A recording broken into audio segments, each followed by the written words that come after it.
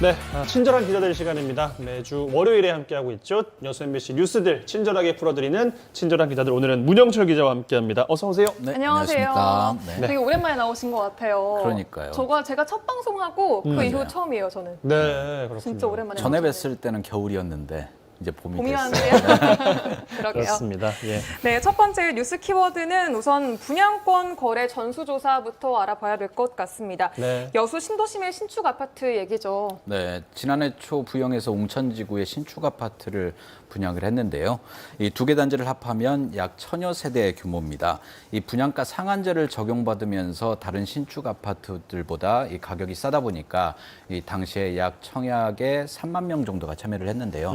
일부 세대 같은 경우는 이 경쟁률이 무려 50대 1을 넘어서기도 했습니다. 이렇게 분양이 끝나고 1년 정도가 지나서 올해 1월 중순부터 전매 제한이 풀렸고요. 그 이후에 이제 분양권들이 활발하게 거래가 됐는데요. 이 매매 가격을 실제보다 낮게 신고하는 등 불법 거래가 잇따르면서 이번에 여수시가 이 지금까지 거래된 분양권 거래에 대한 전수조사에 착수하게 됐습니다. 네, 네. 불법 정황이 수두룩하다 이런 표현을 쓸 정도로 이런 불법 거래가 좀 심각한 상황이라면서요? 네, 이 조사 대상인 웅천 신축 아파트의 경우에는 발코니 확장비를 포함해서 분양가가 약 3억 약간 미친데요. 네. 전매 제한이 풀리고 난 이후에 이 기본 분양가에 프리미엄이 엄청나게 붙어서 지금 거래가 되고 있습니다. 이 저층 같은 경우는 약 8천만 원, 또 고층 같은 경우는 무려 1억 8천만 원, 그러니까 2억 원에 가까운 이 웃돈이 붙은 것으로 현재 파악이 되고 있는데요. 아니 분양가가 3억인데 웃돈이 2억까지 붙었다고요? 그렇죠. 지금까지 여수 지역 부동산 가격이 급등을 했으니까요. 네. 그래서 그런 매매가를 신고할 때도 뭐 못해도 3억 중반, 또 높게는 뭐 4억 원 이상 이렇게 신고를 해야 되는데 그래야죠. 이 지금까지 거래된 80여 건의 거래 내역을 한번 쭉 보게 되면 네. 이 두세 건을 제외하고는 이 신고 금액이 2억 9천만 원에서 뭐 3억 초반. 그러니까 분양가와 별 차이가 나지 않는 이 대부분 다운 계약을 한 것으로 의심되는 상황이고요. 네. 네. 이 현재 여수시가 분양권을 거래한 130여 명에 대해서 이 금융 관련 자료를 제출하라고 요청했고 조금씩 자료를 받아서 검토를 하고 있는데 올해 1월 중순 이전, 그러니까 전매 제한이 풀리기 이전에 매매 약정을 체결하거나 이 계약금을 주고받은 사례, 또는 이 가족들 간의 편법으로 증여한 것으로 추정되는 사례가 조금씩 나오고 있다고 합니다. 네, 이 다운 계약 어쨌든 세금을 좀 덜 내기 위해서 쓰는 것 같은데 정확히 어떤 거고 왜 하는 거고 관리면 어떻게 됐는지도 궁금하거든요. 네, 잘 아시겠지만 이 다운 계약이라는 건 매매 가격을 실제 거래 가격보다 낮춰서. 낮게 이렇게 신고하는 거죠. 뭐 예를 들면 실제로 주고받은 금액은 3억 원이지만 관계 당국에 신고할 때는 2억 원의 거래를 했다 이렇게 신고를 하는 거죠. 뭐 네. 상황에 따라 다르지만은 이 분양권 같은 경우는 이 양도 차익의 절반 정도를 세금으로 내게 되는데 이 양도소득세를 적게 내기 위해서 이런 다운 계약을 하게 되는 겁니다. 네. 그런데 이렇게 다운 계약을 한 사실이 적발되면 이 탈루한 세금에 대해서 추징이 들어가는 것은 당연하고요. 네. 신고 불성실 가산세, 뭐 납부 불성실 가산세를 추가로 내야 합니다. 또 네. 매도인과 매수인 모두 취득가액의 최대 5%까지 과태료가 부과가 되고 여기 아까 말씀드린 대로 이 전매 제한 기간 이전에 거래를 한 경우에는 형사처벌까지 받을 수 있고요. 네. 네. 그리고 뭐 일반적인 부동산도 그렇지만 이 분양권 같은 경우에도 공인중개사의 소개로 거래를 하는 경우가 되게 대부분 많거든요. 그렇죠. 네, 이런 경우에는 이 공인중개사에게도 3천만 원 이하의 과태료 처분이 내려질 수 있고 또 상황에 따라서는 자격 정지, 뭐 등록 취소 등의 행정처분까지 받을 수 있습니다. 네. 네. 그럼에도 불구하고 말씀하신 그런 불이익들이 쭉 있음에도 현재 많이 이루어지고 있다 이런 이야기인데 다운 계약이 실제 조사와 처벌은 어떤 절차를 또 거쳐서 이루어지게 될까요? 네, 이 불법 정황이 있다고 해서 바로 지자체가 과태료를 부과하거나 뭐 행정처분을 내릴 수 있는 건 아니고요. 네. 뭐 지자체 같은 경우는 계좌 추적권이나 수사권이 없기 때문에 네. 1차로 관계자들을 불러서 관련 자료를 제출받은 다음에 조사를 한 다음에 아까 말씀드린 이 계약서와 대금 계약서상의 금액과 이 실제 거래 금액이 다른 정황이 포착될 경우에는 세무서에다가 조사를 의뢰하고요. 그다음에 그 전매 기간 이전에 매매 약정을 체결한 이런 사례에 대해서는 또 경찰에 수사를 의뢰를 하게 됩니다. 네. 그래서 세무서와 경찰 조사에서 최종적으로 불법이 확인될 경우에 지자체는 과태료 처분이나 행정 제재를 할 수 있고요. 또 수사기관도 형사처벌 절차에 들어가게 되는 겁니다. 네, 정황만으로는 바로 처벌이 어쨌든 안 된다는 그렇죠. 거군요. 네.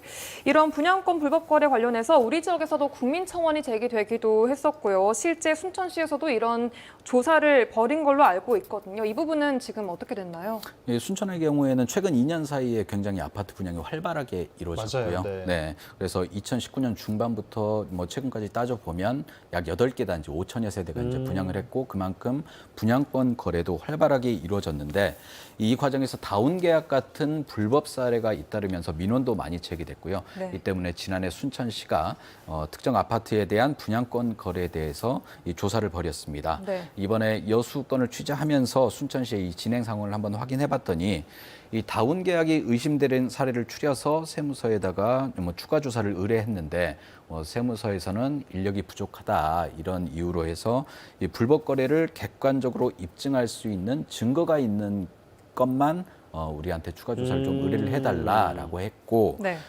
이 때문에 순천시 자체 조사 과정에서 이 다운 계약을 스스로 인정한 한 건을 제외하고는 과태료 처분이 이루어지지 않았다 이렇게 설명을 했고요. 네. 이렇다 보니까 지금도 순천 지역에서는 아직도 분양권 불법 거래가 성행하고 있습니다.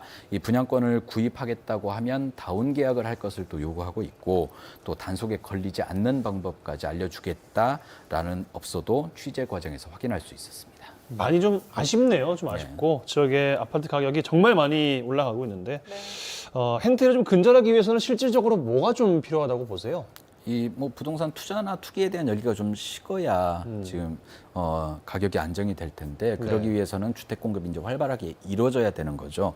예, 하지만 이 택지 개발이나 주택 공급 같은 경우는 뭐 단기간에 해결되는 문제는 아니고 특히 이 지자체 같은 행정기관이 일방적으로 풀 수 있는 문제도 아니니까요. 네. 그래서 현재 논란이 되고 있는 분양권 불법 거래를 근절하기 위해서는 추가 조사를 수행하는 세무서나 경찰의 의지가 중요하다고 볼 수 있는데요. 그러겠어요. 네, 앞서 말씀드린 대로 이런 관계 기관들의 행정력이 뒷받침되지 않으면 조사가 유야무야 될 수밖에 없습니다. 네. 이 여수시도 이런 점들을 고려해서 오늘 세무서와 또 경찰과 부동산 불법거래 단속에 적극 협력한다는 내용의 업무 협약을 체결했고요. 또 10여 명의 모니터 요원도 위촉을 한 상태입니다. 네. 또 이 외부 투기 세력들이 지역 부동산 시장이나 분양권 시장을 교란시키는 경우도 많죠. 네. 프리미엄을 과도하게 올려놓은 다음에 자기들은 다운 계약 같은 불법 계약을 통해서 이득을 취하고 이렇게 빠져나가는 그래서 이런 사례에 대해서 이 전라남도와 광양시, 순천시가 오늘부터 6월 말까지 특별 단속을 벌이기로 했는데요.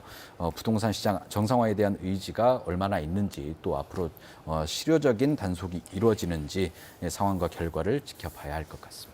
네, 말씀하신 것처럼 이게 증명하기가 참 힘든 만큼 그만큼 기관들의 적극적인 공조가 더 필요할 때인 것 같습니다. 네. 자, 이번엔 두 번째 뉴스 키워드로 넘어가 보겠습니다. 이번 키워드는 중국산, 한국산 반반입니다.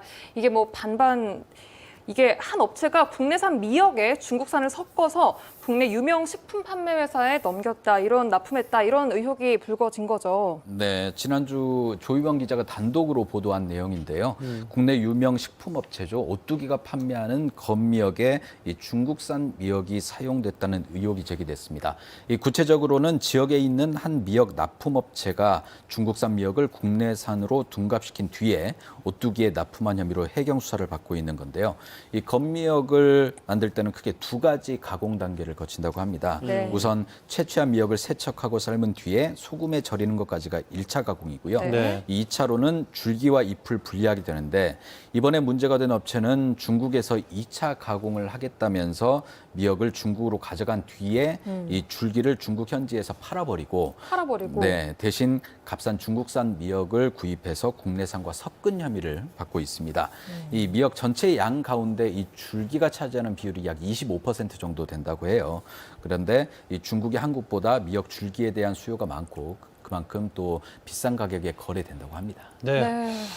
조 기자의 뉴스에 댓글 달린 것만 뭐 수천 개가 될 정도로 소비자 입장에서는 굉장히 충격적인 뉴스였는데 언제부터 이런 행위가 이루어졌나요? 취재 과정에서 이 중국 현지에 있는 미역 판매상의 진술을 직접 들어볼 수 있었는데요. 네. 문제가 된 납품업체가 약 10년 전부터 이 중국산 미역을 구입해서 한국으로 가져갔다라고 10년 전부터. 네, 얘기를 하고 있고 이 해경 조사에서는 이 업체가 이 중국산과 국내산 미역을 섞어서 오뚜기에 납품한 물량이 약 3,700톤, 시가로는 50억 원에 달하는 것으로 파악을 하고 있습니다. 네. 이 3,700톤이라는 양이 어느 정도인지 쉽게 가늠하기 어려운데 뭐 시중에 파는 검미역을 기준으로 해서는 약 2억 인분, 네? 2억 인분. 2억 네. 인분? 인분이요? 네, 이렇게 와. 막대한 양이라고 합니다. 진짜 그렇군요. 어마어마한 양이네요. 추가로 나온 의혹들이 네. 이 중국산 미역에 화학 약품 처리를 했다라는 의혹도 지금 나오고 있거든요. 이건 어떤 내용인가요? 네, 이 국내산 미역과 달리 중국산 미역은 많이 흐물거린다고 해요. 그래서 이렇게 상품 가치가 떨어지기 때문에 판매하려고 시장에 내놔도 거래가 잘 되지 않는다는 게 이제 업계 관계자들의 설명인데요. 네. 이렇게 흐물거리는 중국산 미역을 더 단단하고 통통하게 보이게 하기 위해서 화학약품을 사용했다는 얘기들이 과거부터 업계에서는 이제 돌고 있었나 보더라고요. 네. 그래서 이 의혹을 조사한 해경도 해당 업체가 이 가루 형태의 염화칼슘을 물에 녹인 뒤에 이 물을 사용해서 중국산 미역을 세척한 것으로 보고 있고요. 실제로 이 업체가 지난 10년 동안 구입한 염화칼슘의 양이 약 93톤에 달하는 것으로 현재 파악되고 있습니다. 네. 해당 납품 업체와도 실제 판매한 대기업의 입장은 어떻게 나왔습니까? 우선 납품업체는 혐의를 강하게 부인하고 있는데요. 중국산 미역을 자신들은 수입한 적이 없다. 그리고 염화칼슘을 사용한 부분에 있어서도 인체에 유해하지 않기 때문에 식품을 세척하는 데 사용할 수 있다라고 주장을 하고 있고요. 더 나아가서 이번 해경의 수사 자체가 이 경쟁사의 허위 제보로 이뤄진 것이다. 이런 입장을 밝히고 있습니다. 네. 또 이 업체로부터 미역을 납품받은 오뚜기 측도 이 보도가 나간 이후 공식적인 입장을 내놨는데요. 네. 이 사과문을 통해서 납품업체가 해경 수사를 받고 있는 사실을 인정을 했고요.